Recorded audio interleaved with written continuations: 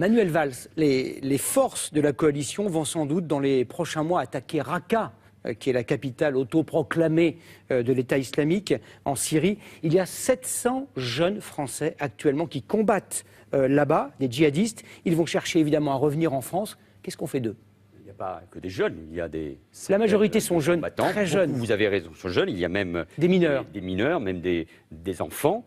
Que faire d'eux quand ils veulent revenir en France? Mais d'abord, il faut continuer à combattre l'État islamique, à combattre le terrorisme.